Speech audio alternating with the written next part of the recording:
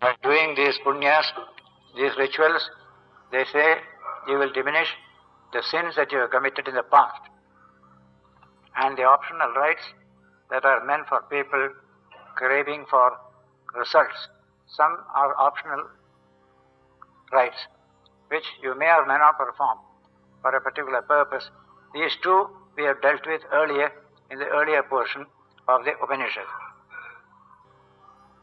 Now is commenced the knowledge of Brahman, this, with a view to eschewing the causes that lead to the performance of karma.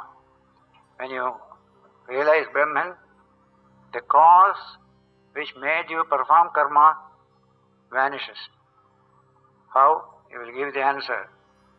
Desire must be the source of all karma. In the heart, there is an emptiness that takes the form of desire. That desire finds expression outside in action. That is called karma. This desire comes because we feel empty. But when you know Brahman, all that emptiness goes away. You know your true dimension. Today we speak of consumerism as one of the causes for spoiling our environment. Too many things consumption and so wastage. But how to stop consumerism? We cannot stop consumerism unless you direct the consumerist tendency in a new direction. That is not given today. But Vedanta says, when you begin to think of the Atman, part of your psychic energy will be turned inward. Then only part of it will remain outside. Consumerism cannot come then. It may come to a few individuals, not as a people as a whole. And so, knowledge of Brahman with a view to eschewing the causes that lead to the performance of karma. Desire must be the source of karma. That is also the dictum in the Manusmriti, in our sociology, that all karma is the product of kama, or desire. I desire, therefore I work. Without desire, nobody works, except mad people. I have seen a person in Bangalore. He was a doctor, but he was a little loose in the screws in the brain. Every morning he will come. There is a stone roller kept in a corner. With his leg, he will pull it, push it some distance. After some time, he is satisfied and he goes away. Next morning, he will come. Once again, he will do. So only a mad person does karma without any purpose. But all sensible people work prompted by desire. Kama is the cause of karma. That is the psychology. Desire must be. It stimulates action. Desire stimulates action. If desire is mild, it doesn't stimulate action. Desire becomes stronger and stronger, and when at a particular critical point, it stimulates action. That's the nature of human desire. No impulsion to activity is possible in the case of those whose desires have been fulfilled. Once your desires have been fulfilled, there is no impulse to action. That's simple psychology. Being thus established in their own self. When you are established in your own self, you are full. Then no impulsion takes you out for doing this or doing that. And fulfillment of desires follows from the desire for the self. Atma kama is the word for desire for the self. Atma kama. Atma kama makes for akama. No desire. Now, desire for the self destroys desire itself. That is the language. Atma kama. Self is Brahman, and is inasmuch as the self is Brahman. When your desire is turned towards the self, desire dies there. So that self is nothing but Brahman himself, from whom the whole universe has come. What more do you want? That kind of fullness will come to the person. Knower of Brahman, they attain the highest. This Upanishad is going to say in the second chapter, Brahmavidapnoti param. The knower of Brahman attains the highest, param. What more will you attain once you attain the param? When I get small, I can ask for a bigger. When you get the highest, what more can you ask for? So the Upanishad begins by saying, in the second chapter, Brahmavit apnoti param. Knower of Brahman attains the supreme, says Shankaracharya.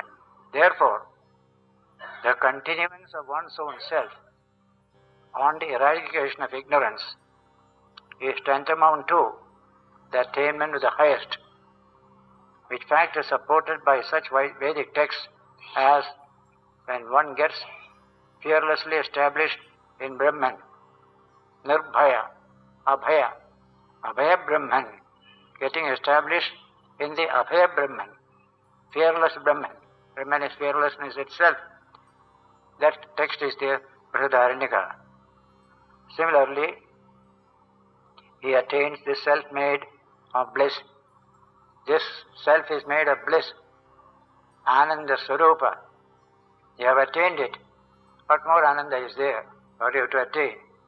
That you will see in the course of the second book, rather the third book, a study of the nature of Ananda or bliss, a calculus of bliss you will get in a beautiful section of the Taittiriya Upanishad. So this is the introduction to the Taittiriya Upanishad, which we shall study in text in detail from next Sunday onwards. Last Sunday we commenced the study of the Taittiriya Upanishad, one of the very important spiritually and philosophically among the smaller Upanishads. I gave an introduction to the Upanishad and what its message means to us in this modern age. In our search in the field of science for the meaning of life and existence, we get help from the Upanishads. That idea I expounded last Sunday. Though ancient, the book is modern, perennial. Ages have passed, but the truth that is taught in the Upanishads, they are relevant even today. That is the nature of truth. Truth never grows old. Dogmas and creeds can become old and then pass away, but truth remains always. That's the meaning of truth. So the Upanishads contain profound truth for humanity, is evidenced by their relevance to people of the modern age. Modern age doesn't respect any book of religion, but Upanishads is an exception, because here it is truth that is mentioned, not for your belief, but for your testing, verification. You can question. That is the characteristic of science. That is what brings us truth. And that situation you found in the Upanishads. Last Sunday, when I spent a whole hour in giving an introduction to this and other Upanishads. In this Upanishad, there is another Shanti Patha, peace chant. Several peace chants are there. The usual one I recite every Sunday, Sahana Bhavatu, Sahana Bhunaktu, etc. That also is here, but it has its own Shanti Patha, very interesting. In the Upanishads, you will never find a negative attitude, a pessimistic attitude. There is no disgust for the body. They want body to be healthy and strong. Such positive ideas you get in the Upanishads. In later Hindu literature, you find condemnation of the body, condemnation of this, and all sorts of negative ideas you will find. Not so in the Upanishads and the Gita. Here is that Shanti Patha of this Upanishad.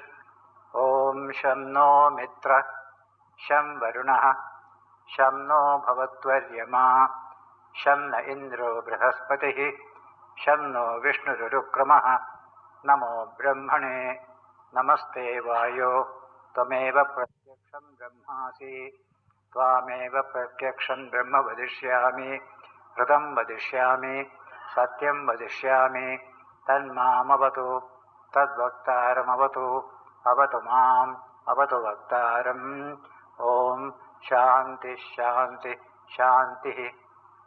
The text says, Sham No Mitraha Sham Varunaha.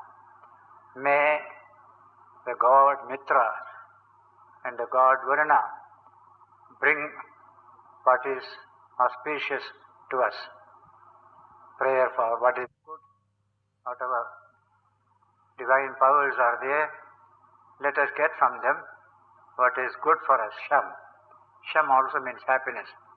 Sham no bhavatvaryama. Sham, let us all get Sham from Aryama. These are all Vedic gods. Sham na Indro Brihaspatihi. So also from Indra and Brihaspati. Brihaspati is the priest of the gods. Sham no Vishnu Rurukramaha. Let happiness come to me from Vishnu. In the Vedas, Vishnu is very, very rarely mentioned. But one particular mention is there, that is what is mentioned, Urukramaha, with long stride. He covered the whole world in one stride. The story, if you read, as Vamana Avatara, 3 steps. There was no place for the third step. So Mahabali put his head, put your leg here. That is the third step. This is the language, Vishnu Rurukramaha. Vishnu of the long stretch. From that Vedic age, this idea developed into mythology, and you get it in the Puranas in plenty. Namo Brahmane. Salutations to Brahman. Namaste Vayu. Salutations to Vayu.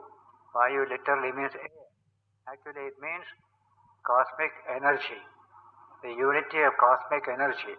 Namaste Vayu. Tameva Pratyaksham Brahmasi. You are the Pratyaksham Brahma. Brahman can be Apratyaksam, as our own inner self, which we cannot visualize.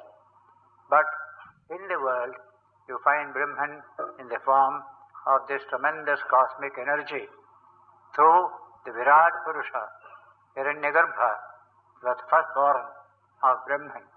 So, Tvameva Pratyaksham Brahmasi, Tvameva Pratyaksham Brahma Vadishyami. I shall speak of you alone as that Pratyaksham Brahma, directly perceived Brahman. Sahritam Vadishyami. I speak what is right. Satyam Vadishyami. I speak what is truth. Tanmam Avatu. Let that Brahman protect us. Protect me. Tadvaktaram Avatu. Let him protect the speaker. Avatu Mam Avatu Vaktaram. Let him protect me and the speaker. Om, peace, peace, peace. That is the Shanti mantra of this Upanishad. The other Upanishads have similar mantras that may have strong limbs, strong body, that my hearing may be correct, eyes be correct. All these things you will find there. That negative idea won't be there. Here also when you proceed further, you will find very, very positive ideas of respect for a youthful body, full of energy, full of vitality, That will be fine sometime later. So in this Upanishad, we have studied the Shanti Patha, and then comes the text. The text begins, as in chapter 2, as the text, chapter 1 is the Shanti Patha. Om Shiksham Vyakhyāsyāmaha Varnasvaraha Matra Balam Samasantanaha Ityukta Shikshadhyaya. This is Shikshadhyaya. Shiksha is the science of pronunciation. Shiksha, it is called. How to pronounce words properly. So we shall speak of the science of pronunciation. The things to be learned are the alphabet, accent. See the word accent. In Sanskrit, there is accent. In English, there is accent. Many of our modern English students do not understand the word accent at all in English. But in English, there is accent. When you study Oxford Dictionary, you find a mark on the top. That line is called the accent. There you must do a stress. Then only you have correct English. So, Sanskrit, such accents are there. And similarly, especially in poetry as well as in the Vedic utterances. Measure also. What is the matra? This much long, this long and not more. Or this long and not less. Either measure. Emphasis. And that kind of emphasis is there on particular letters. Uniformity is there. Juxtaposition also. Sandhi. There. Santanaha. All these are there. Now, this has been spoken, chapter on pronunciation. So, whenever you study the Sanskrit books, keep these in view, particularly Vedic literature. There is not accent in modern Sanskrit. Accent was there in Vedic Sanskrit, and particularly this Upanishad is highly accented. In all India, the Vedic way of recitation is best done with this book. And you can see many additions with the marks, upward marks, long marks, etc. This is how long that particular sound must continue, all these things. So this is, in this Upanishad particularly, Taittiriya is famous all over. Many people study it exactly in the orthodox fashion. So thus we deal with this subject of pronunciation. The difficulty is in particular accents. If there is a less accent, the meaning is different. If the accent is correct, meaning is quite okay. Even in English, a little change, meaning changes. So we have to be very careful in language. Precision in pronouncing a particular letter. The children are taught how to pronounce the alphabet. A, E, Ka, Ga, Gha. Carefully pronounce. So, pronunciation is essential to communicate knowledge to others. And what else is language for? Except communication of ideas to others. Now, next chapter said, Sahanau Yashaha. This is the first book of this Taittiriya. There are 3 books, first, second, third. Second and third are full of Vedanta, full of philosophy. But in the first, you begin with the old theological ideas of the Brahmana section that infiltrates into this, but step by step, it is slowly manipulated to refer to main theme, Atman and Brahman.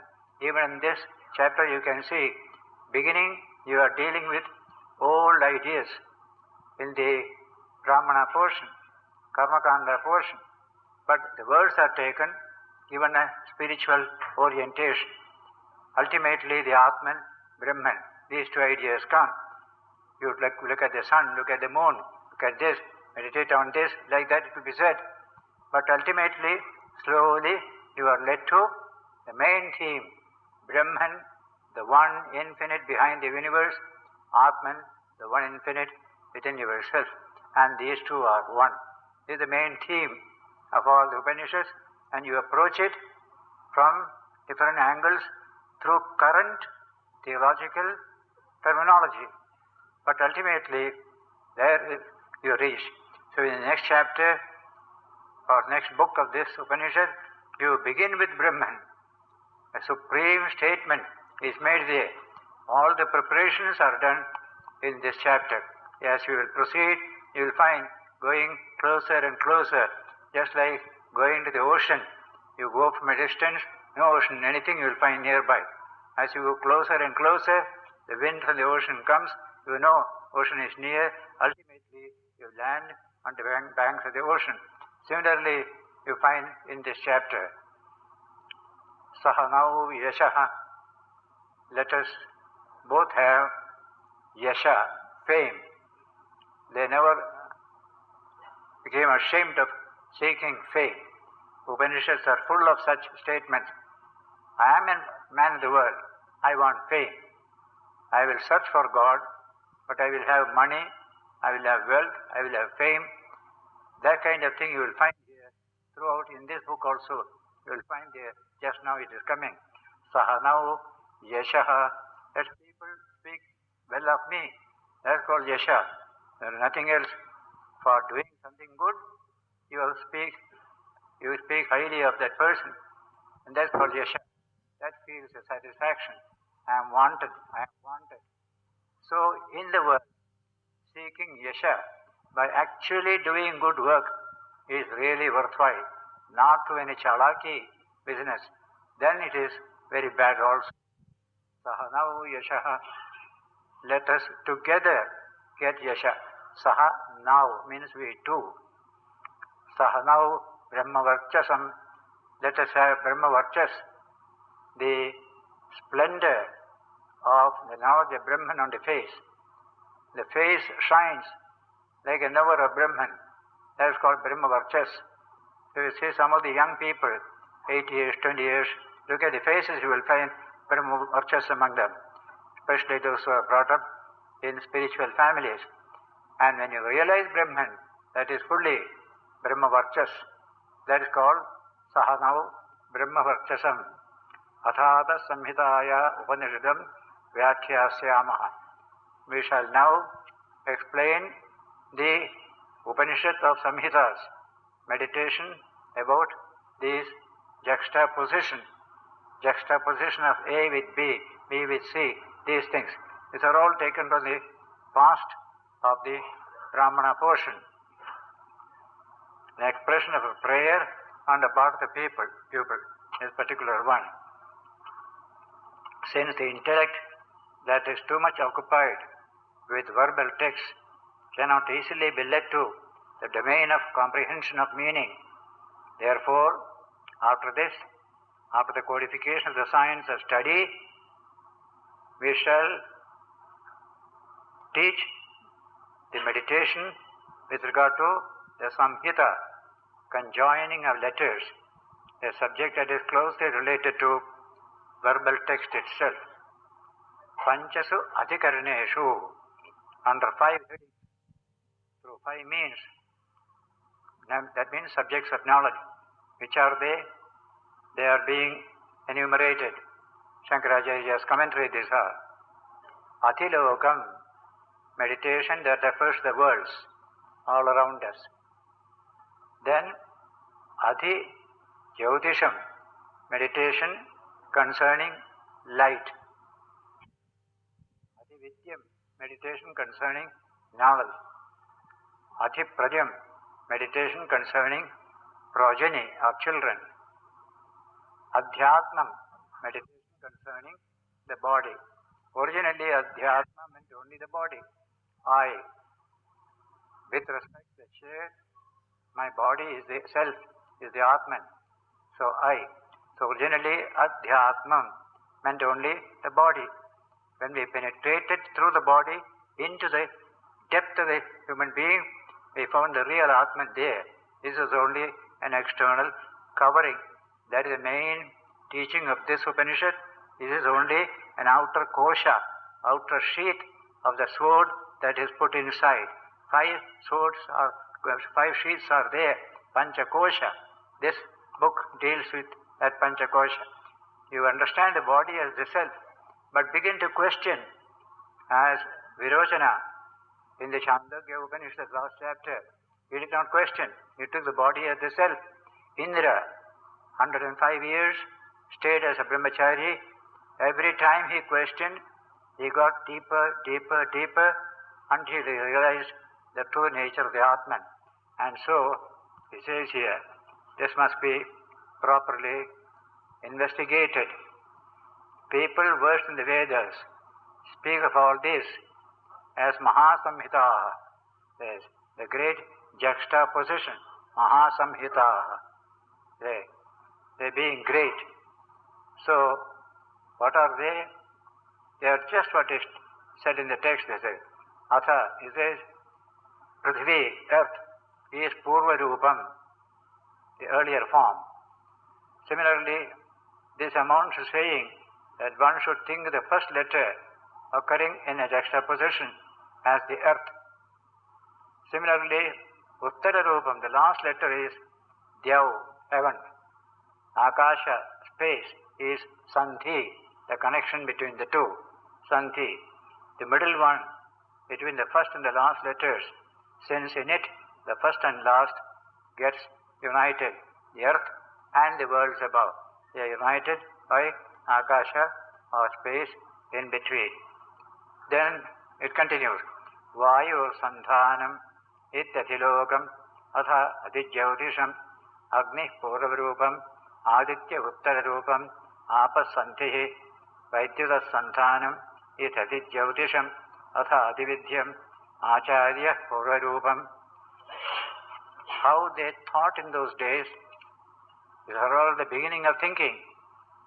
The Vedic Aryans had leisure because they had good agriculture, plenty of land, plenty of cattle. So without much effort, they could maintain themselves.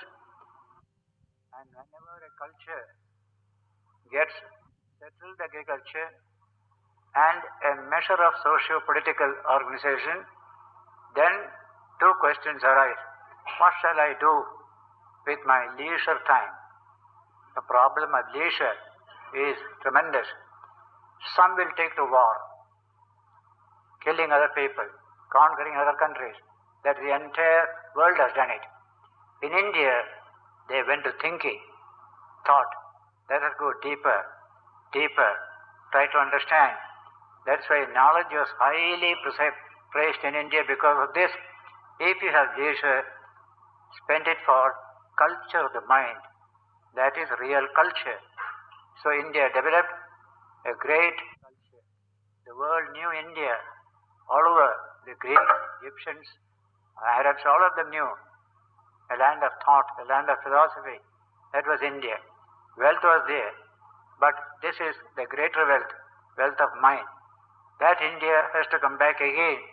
After all this fighting and conflict of today, it will come back again when these ideas will inspire us.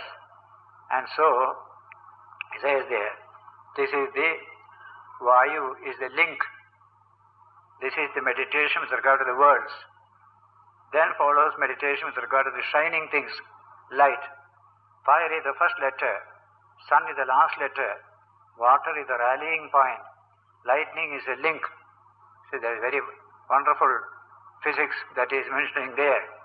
The fire is the first letter, sun is the last letter, water is the rallying point, lightning is the link, lightning. This is meditation with regard to the shining things.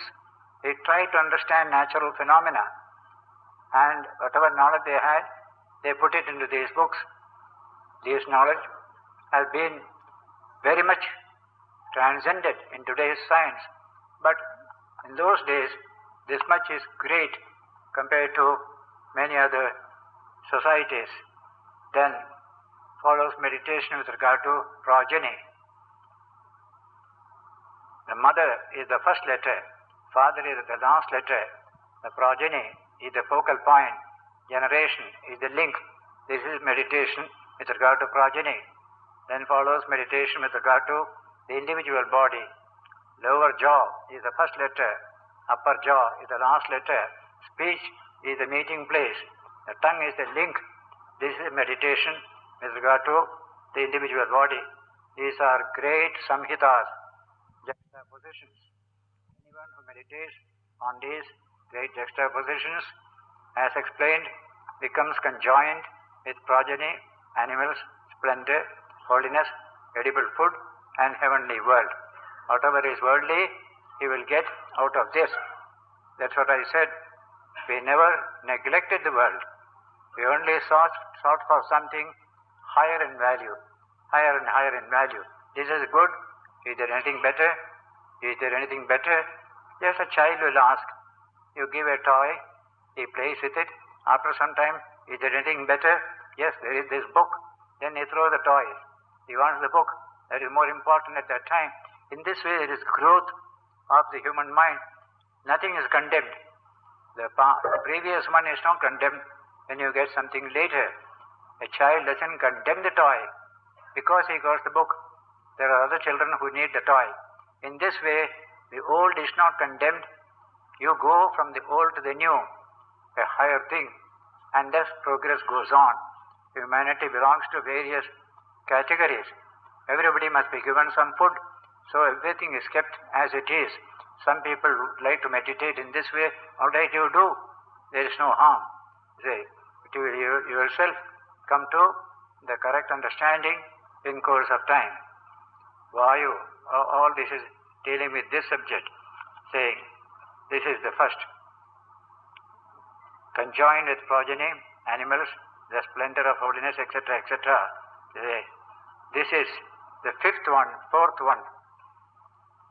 Mahachamasya Samade. There was a sage called Mahachamas. He said this. Maha is the fourth samhita. The meaning of the word Veda should be upasana, meditation or adoration. Thus, O Prachina Yogya, you worship. That is the Vedic utterance. O Prachina Yogya, worship like this, he told him. Besides upasana, Guru. Next comes Yat Chandasam Rishabhava Vishwarupaha Chandobhyo Yamratat Sambabhuva Same Indro Metaya Srunotu Amrutasya Devadharano Bhuyasam Shariram Me Vicharshanam Jihva Me Matumattama Karnabhyam Bhuri Vishruvam Brahmana Koshosi Metaya Pihitaha Shutam Me Gopaya Ahavanti Vitanvana Kurvana Shiramatmanaha Vasam Simagam Gavasya Annapanesha Sarvada Tato Me Shriyamavaha Lomasham Pashbhissaha Swaha Amayantum Brahmacharina Swaha Himayantu Brahmacharina Swaha Ramayantu Brahmacharina Swaha Damayantu Brahmacharina Swaha Shamayantu Brahmacharina Swaha. Here is a beautiful prayer by the teacher. The Om that is predominant in the Vedas. Yat Chandasam Rishabho. Rishabha means the bull. Bull represents whatever is prominent. In our old tradition, among all the animals, the bull is always considered to be very prominent. So Arjuna is called Bharata Rishabha, a bull among the Bharatas. So the greatest bull of the Vedas, what is that? Om. The Chandasam Rishabho. Vishwarupaha, universal. Chandobhyo Dhyamrata Sambabhuva. And that emerged from the immortal Vedas as their quintessence. May he, who is Indra, that is Om, gratify me with intelligence. Now we come to a little higher type of prayer. I want intelligence. Metha is the word Sanskrit. Methayas Pranotu. Metha is intelligence of a very, very sharp type. O Lord, may I be the receptacle of immortality.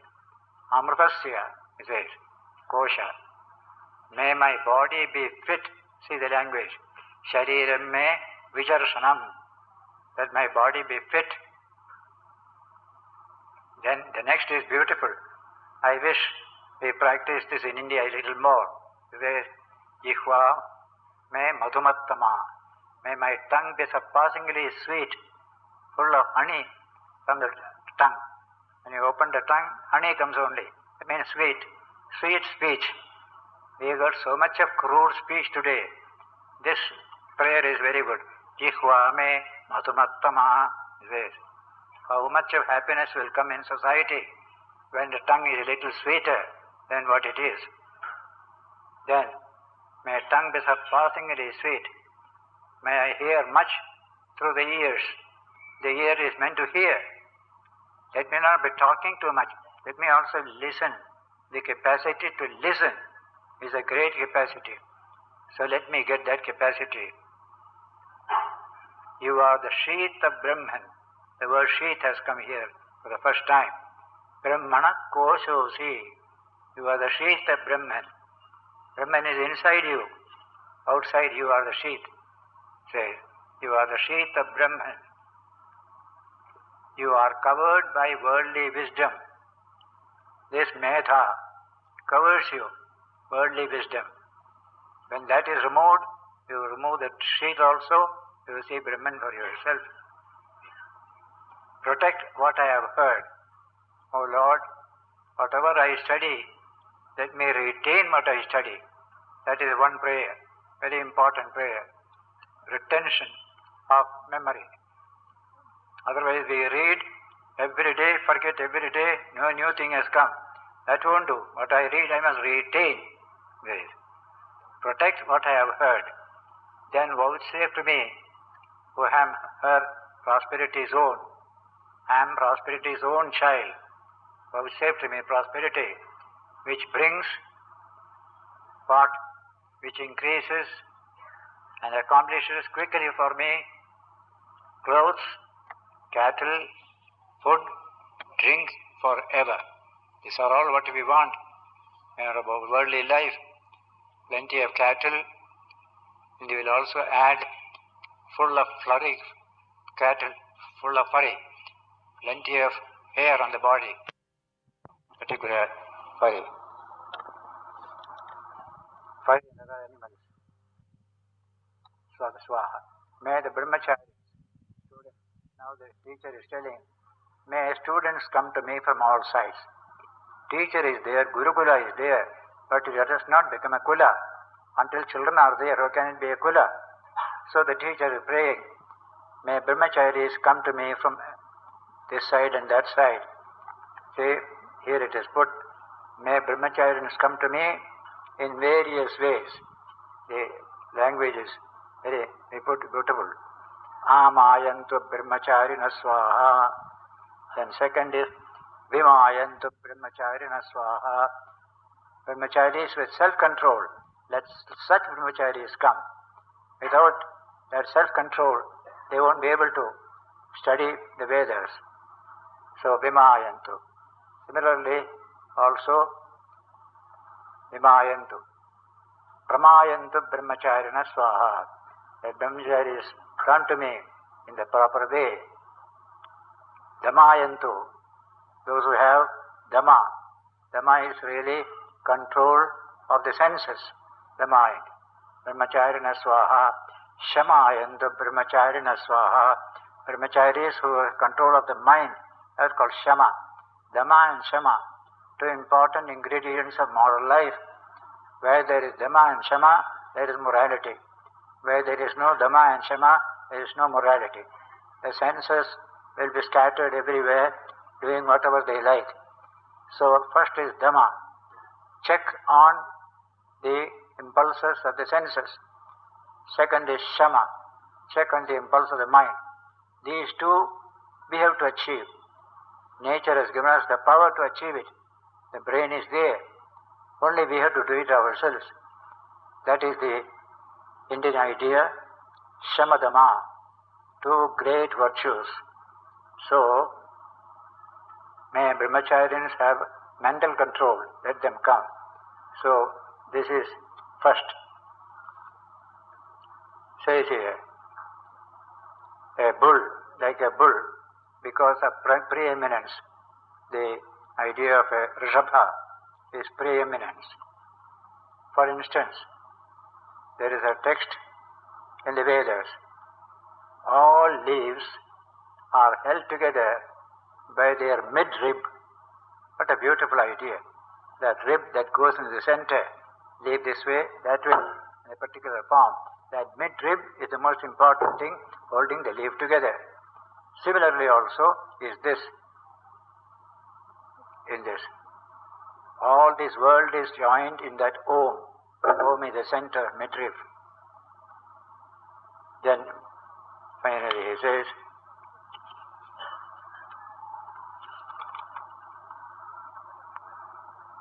the idea, when you recite the Gayatri, the three Vyahritis, Om, Bhur, Bhuvasvaha, those Vyahritis are mentioned here. The idea is that Om appeared as the quintessence when Prajapati performed austerity. Prajapati is the firstborn, who is the ruler of the world. There was nothing else at that time. With a view to extracting the finest essence from the worlds, the gods, the Vedas, and the Vyahritis, Bhuvasvaha. It was only a revelation to him. Or in the case of Om, which is everlasting, no real origination can properly be imagined. You only realize the truth about the Om. The Om, which is of this kind, and which is Indra, the ordainer of all desires, Supreme Lord, says, Pranotu, may he gratify or strengthen, for the strength of wisdom is the object prayed for. The whole prayer is for wisdom. Give me strength of wisdom, he says. And he will make a beautiful comment later on. Strength of wisdom is what is asked for. Methaya, with wisdom. O Deva, Bhuyasam, may I become. Dharana, the wearer, Amritasya, of immortality. The knowledge of Brahman, which is the cause of immortality. This being the context of the knowledge. Moreover, may my body become skillful, that is fit. The verb bhuyasam in the first person should be bhuyat in the third person. May it be. May my tongue exceedingly be sweet, madhumattama, abundantly possessed of sweet speech. Karnabhyam, through the ears, Vishubham, we shall hear what is good, Bhuri, much. The meaning of the passage is that the group of my body and senses should become fit for the knowledge of the self. Ultimately, we are coming to that preparation. This whole body and the senses, which are the instruments by which we are going to realize Brahman, they must be fit and fine. So, the first prayer is for that only. In this context also, we pray for wealth, to keep the body fit and fine. We need wealth. Poverty, suffering, we can't do anything with the body. Poverty is never praised in the Vedas. In the Puranas, sometimes you get a praise, but not in the Vedas. For the same purpose, intelligence too is being prayed for. Give me intelligence. Brahmanaha, O Brahman, of the Supreme Self. Asi, you are, what is? Kosha. You are the sheath of the Supreme Brahman. That is the intelligence. Like the scabbard of a sword. The covering scabbard and the sword is put inside. That is intelligence, inside which is Brahman. on you is Brahman realized. You are pihitaha, you are covered, metaya, by worldly intelligence.